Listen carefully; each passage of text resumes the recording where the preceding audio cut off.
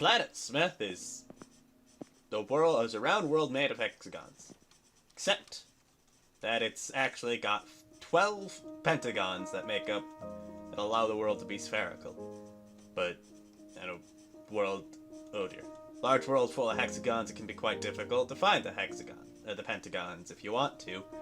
But I have poked around a little bit on this tiny world to see what I could find. So here's what I could find. It can be quite hard to find where a pentagon is, but all of the pentagons connect to each other in these straight lines.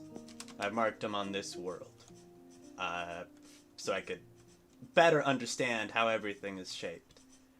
I'm not entirely sure how these lines work, but if you notice, this straight line,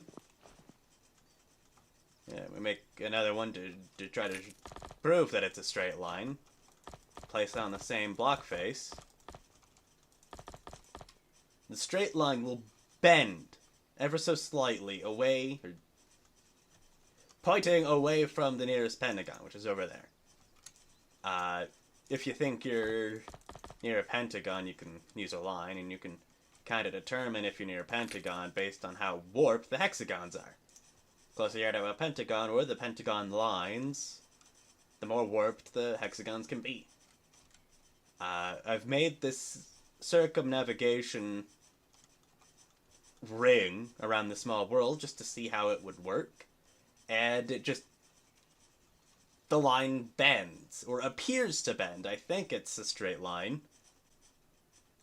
Not real positive of that, to be honest, but anytime a seemingly straight line of blocks crosses the pentagon line, and it can be quite hard to see if you're not paying attention, but if you go in line with the ring, you can see that it appears to bend slightly. That's the best way I know how you can find where a pentagon could be hiding. Global distortion is quite noticeable when you're right next to a pentagon. Here I got a lovely display, I guess, of just a bunch of blocks, or pixels, right next to this pentagon. Oh, that doesn't look good. We'll just cover that back up. But yeah, here you could see that every time this straight line, the same face, just seems to bend every time it crosses a inter-pentagon. Every time it crosses a line between pentagons, how the distortion affects these lines varies. And you can use that to try to locate where a pentagon could be hiding. As far as I can tell, everywhere will bend. I don't know for sure, but I don't think there's really a point on these lines where if you draw a line across it, it won't bend slightly one way or the other, but if you're close to the middle on a larger world, this is tiny, if you're on a larger world, it can be hard to notice where the distortion is. But if there is a distortion, you can tell where it's at, or if you could see a kink in your line, it'll kind of point away-ish,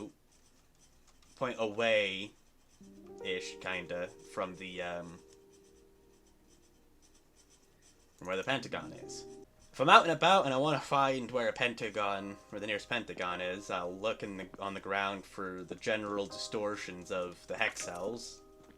Not quite perfect. Right here.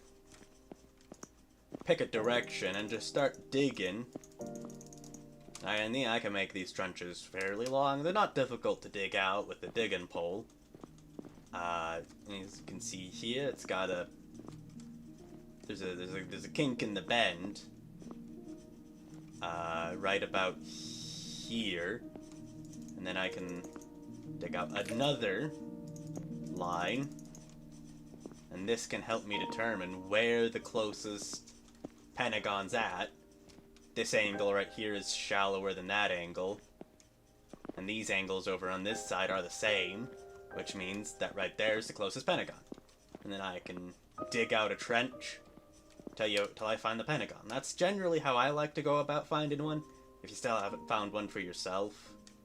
And once you've found one, if you can mark the location, you can go to all of them. Because, again, they all connect.